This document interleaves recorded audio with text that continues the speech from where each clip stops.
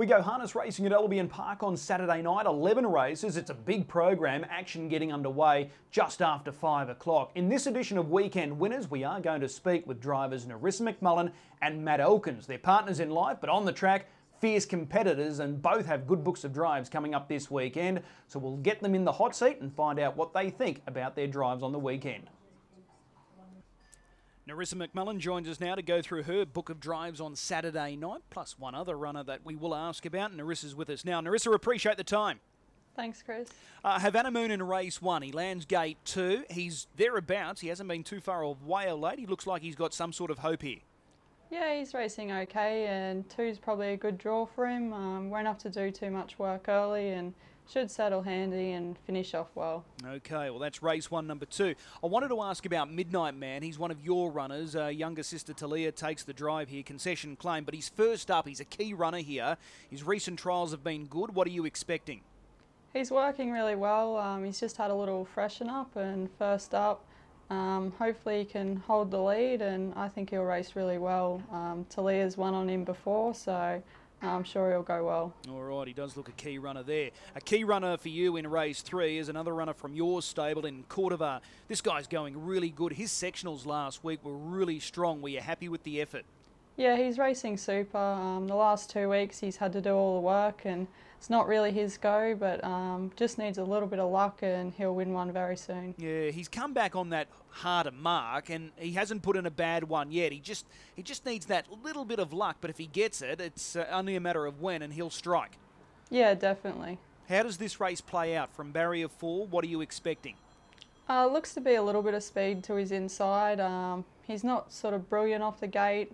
It'd be nice to just work forward and get a position somewhere handy and yeah, let him rip home. Yeah, it looks like there's pressure to your outside as well with Key Largo. Are you expecting him to push forward? Yeah, I think he will. Okay, it looks a competitive race 3, but he's right in it, that's for sure. Cordovar. We go across to race 4. You've got the drive here on Tactical Response. He can be a naughty boy, this horse. Can you get the best out of him? Can you get him to score up? I hope so. When he's right, he goes really well, but he can do a few things wrong, so hopefully he's on his best behaviour, and I think he'll run a good race. He's loaded with talent though, isn't he?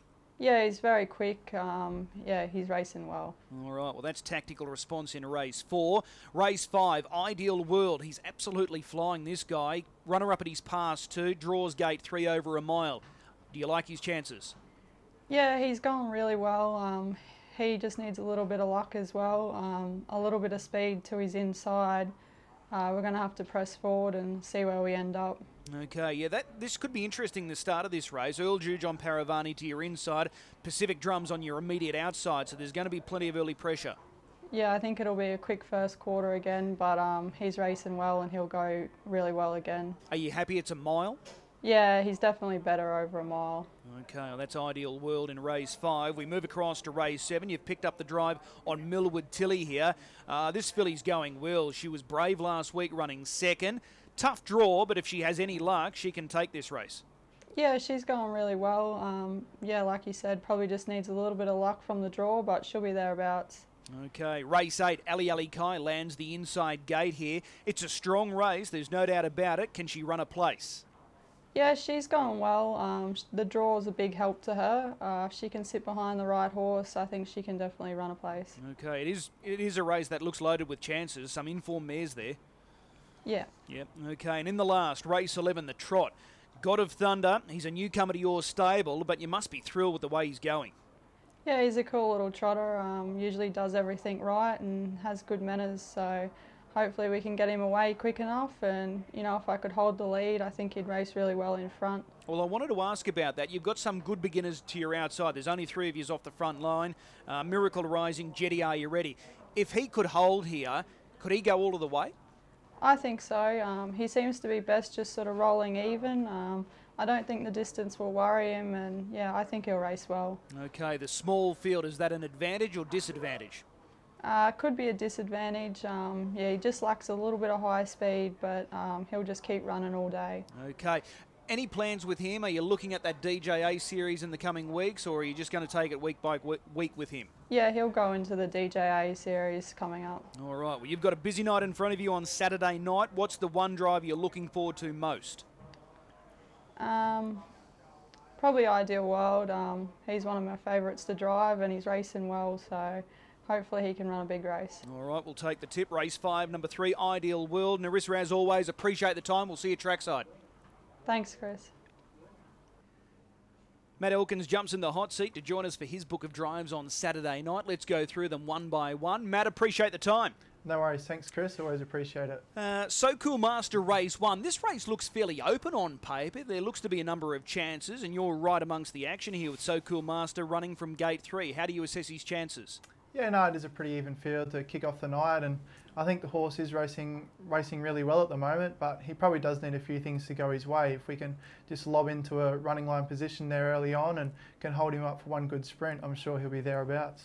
Gate 3 on paper looks okay, but does it have the potential to be a little sticky? It does have that potential because he doesn't possess a lot of gate speed and you kind of can't use him too much early. So hopefully if a few others run the gate, which I think they will, we can sort of slide into a gap without using too much. Okay, hopefully an each way chance there. So Cool Master. Race 2, Feeling for a Rainbow. This is going to be his third run back on Saturday night. He's got a nice trailing draw here, 2 off the second row. It's only a mile. Would you prefer it a little bit longer for him? He's funny, you know. I think if you're driving him hard, the mile probably does suit him better, but if he is coming from one late run, 21 is ideal. So either or, it doesn't really affect him, I don't think. It just depends how you're driving him on the day. Okay, should he be nearing peak fitness now? I think he's pretty much ready to go, the horse. Last week he was in a tricky position. We didn't elect to go 3 wide just after the bell and he never got out, but the horse was bolting and I'm pretty confident the horse is right near the mark. Okay, in saying that, it looks a fairly open race again, a number of chances here. Yeah, definitely. It's a very even field and all horses seem to be racing well in that race. So although the horse I think is ready to go, it is a hard race, but I'm sure he'll be there this week. Okay, we move across to race 5. Paravani, this is your runner. He'll start from gate 2. The obvious question, can he lead this field? Do you want to lead this field? Honestly, Chris, I sort of go up behind the gate with this bloke every week and have no set plan. He kind of drives himself. If he wants to go forward, he goes forward. If he's relaxed and wants to come back to me, I generally drive with a sit. But in saying all that, at the end of the day, if he revs up and wants to run, you've just got to go with him and let him run because there's no stopping him. He looks like he's a lot more tractable now compared to the way he was. He has been, touch wood, he's been very good and I could not have been happy with the horse since I've got him into my stable and he's done nothing but impress me and get better and better, I think. Okay, you sandwich it in between 2 in-form runners. Earl Juge onto your inside, Ideal World to your outside. They look the toughest to beat along with BMAC-C. Yeah, they do, and they've all sort of drawn pretty handy, which makes it a good even race. I think the 1 does have some gate speed, and the 3 also runs the gate good as well. So it'll just be another one of those things where I just get him up onto the gate, and he can do what he wants to, and that's how I'll drive him. Okay, well that's Paravani in race 5. We go across to race 7. This race for the mares.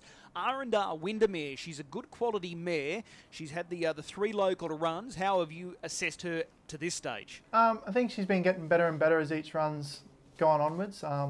Probably 2 starts ago, I was very impressed when she raced in the mares only race and come from last and run 3rd. I was very impressed with that run. Last week she was probably took on a lot sort of higher class horses and she was sort of behind the leader and it was a very hard run race and the sweepers probably got a bit of a jump on her and she didn't finish off that well, but I do believe this week's a good drop in grade for her and I think that'll benefit her. Just on that run last week, were you surprised how hard the tempo was? Yeah, very surprised. I think they ran a 28-second quarter for no real reason and it sort of probably took a bit out of me as well when I sort of used a little bit in the 27 first quarter, but yeah, it was a very strong tempoed run race. Okay, we go from the mile last week back up to 2,138 metres. Will that suit her better?